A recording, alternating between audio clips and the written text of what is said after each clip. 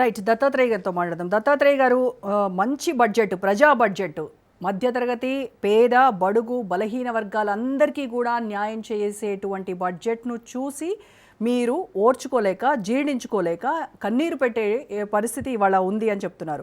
ఏంటి, ఎందుకు అంత బడ్జెట్ను చూసి ఏడుస్తున్నారా? లేదంటే ఇంత క్రెడిట్ అంతా కాంగ్రెస్కి వెళ్ళిపోతోంది, ఇందాక చెప్పినట్టుగా మమ్మల్ని వాళ్ళ దగ్గర ఒక అస్త్రం ఉంది, ఓటు అస్త్రం, మేము చేసేటువంటి అభివృద్ధి మాకు ధన్యవాదాలు తెలిపే దిశగా వాళ్ళు వాళ్ళ ఓటు హక్కును వినియోగించుకొని మమ్మల్ని గెలిపిస్తున్నారు అని అన్నందుకు మీరు బాధపడుతూ ఉన్నారా? రోజా గారు, గుడ్ ఈవినింగ్. మీకు ప్యానెల్లో ఉన్నటువంటి మిత్రులందరికీ కూడా గుడ్ ఈవినింగ్. అలాగే రాజ్ న్యూస్ ప్రేక్షకులకు, యాజమాన్యానికి. తెలంగాణ రాష్ట్రంలో కాంగ్రెస్ పార్టీ ఒక కాకి లెక్కల బడ్జెట్ ప్రవేశపెట్టింది. కొండంత రాగం తీసి గాడిద పాట పాడినట్టుగా ఉంది. ఎందుకంటా ఉన్నామంటే, ఇవాళ మిత్రుడు మనోహర్ తన్నీరు హరీష్ రావు గారు కన్నీరు పెడతా ఉన్నారు. ఎస్, మీరు హైదరాబాదితులను కన్నీరు పెట్టిస్తా ఉంటే వాళ్ళతో పాటు కలిసి మేము కన్నీరు పెడతా ఉన్నాం. మీరు మహాత్మా గాంధీ సరోవర్ పేరు మీద గాంధీ విగ్రహం పెట్టుడేందో కానీ గూడులేని పక్షులుగా హైదరాబాద్ ప్రజలందరినీ ముప్పు తిప్పలు పెడతా ఉంటే మేము కన్నీరు పెడతా ఉన్నాము. మీరు వెలుగుమట్లలో ఖమ్మం జిల్లాలో బాధితుల ఇల్లు కూల్చినప్పుడు వాళ్ళతో పాటు మేము కన్నీరు పెట్టినాం.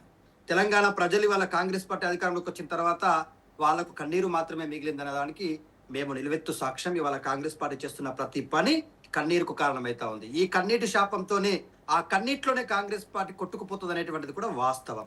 ఇవాళ ఈ బడ్జెట్ లో తెలంగాణ రాష్ట్రాన్ని మేము 9.5 సంవత్సరాల్లో అన్ని రంగాల్లో వేగంగా పరిగెట్టిస్తే, అతిపెద్దగా వ్యవసాయ రంగానికి వాళ్ళ నిధులు తగ్గించిండ్రండి.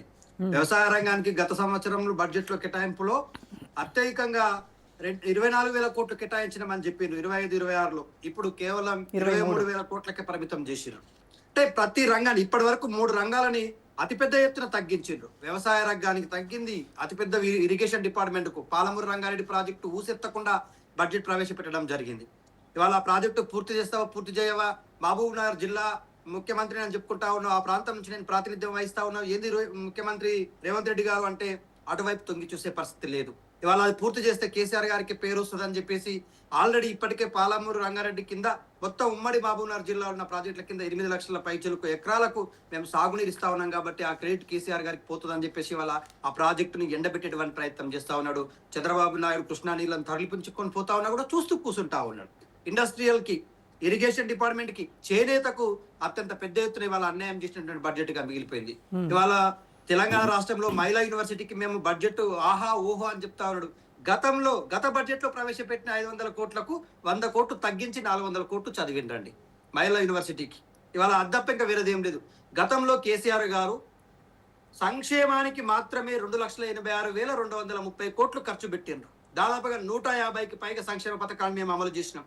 ఆసరా పెన్షన్లు 46 లక్షల మంది లబ్ధిదారులకు 61,000 కోట్లు ఖర్చు పెట్టి ఆసరా పెన్షన్లు ఇచ్చినాం. కళ్యాణ లక్ష్మికి 12 లక్షల లబ్ధిదారులకు 11,000 కోట్లు ఖర్చు పెట్టించినాం. కేసీఆర్ కిట్ కింద 1,500 కోట్లు ఖర్చు పెట్టినాం. కేవలం ఎస్సీ సంక్షేమానికే 92,690 కోట్లు ఖర్చు పెట్టినాం. ఎస్టీ సంక్షేమానికి 43,000 కోట్లు, బీసీ సంక్షేమానికి 66,000 కోట్లు, మైనార్టీ సంక్షేమానికి దాదాపుగా 9,166 కోట్లు ఖర్చు పెట్టాం.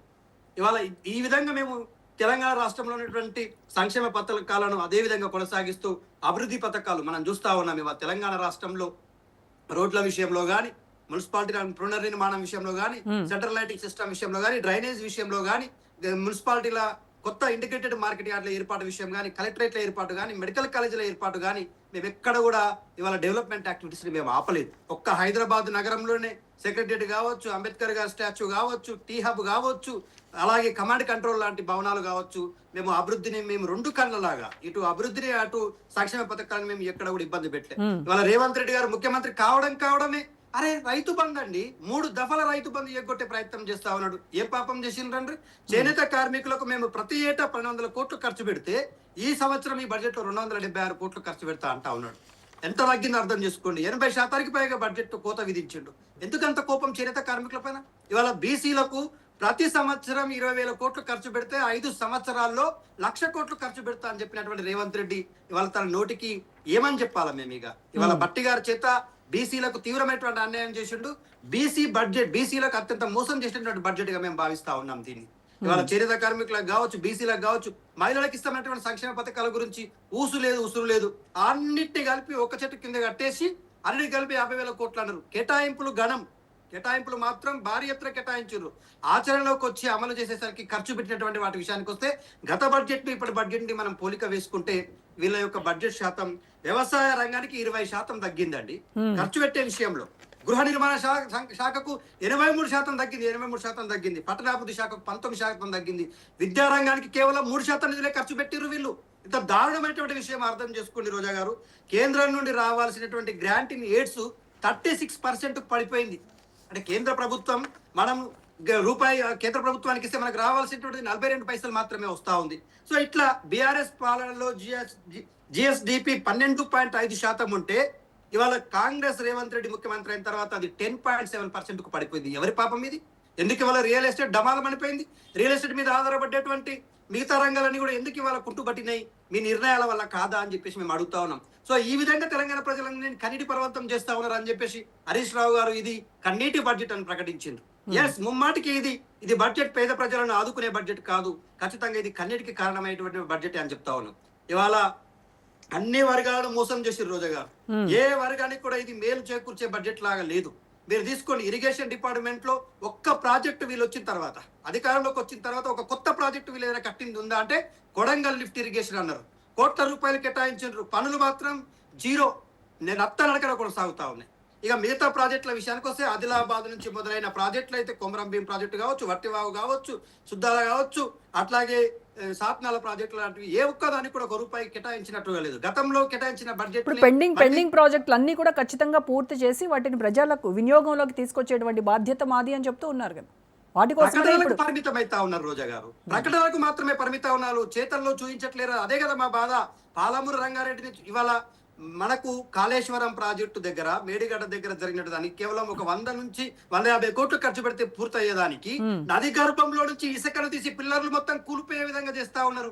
అరే ఎవరైనా కూడా దాన్ని కాపాడుకొని పూర్తి స్థాయిలో పరమత్తులు చేసి మళ్ళీ మడగల్లోకి తీసుకురావాల్సింది పోయి దాని గర్భం వద్ద, నది గర్భం వద్ద ఇసుకని దొంగలించేటువంటి ప్రయత్నం చేస్తూ యథేచ్ఛగా మంత్రులే దగ్గరుండి ఇసుకలను తవ్వించే ప్రయత్నం చేస్తా ఉన్నారు. సంక్షేమ పథకాలు కుంటుపడతా ఉన్నాయి. బడ్జెట్ లో కేటాయింపులు అన్ని కూడా శూన్యం. ఇవాళ లెఫ్ట్ పార్టీలు చెప్పినా, రైట్ పార్టీలు చెప్పినా, మేము చెప్పినా కూడా ఇది పేదలకు కన్నీరుని మిగిల్చే బడ్జెట్ గానే ఉండిపోతుంది రోజా గారు. Yes right.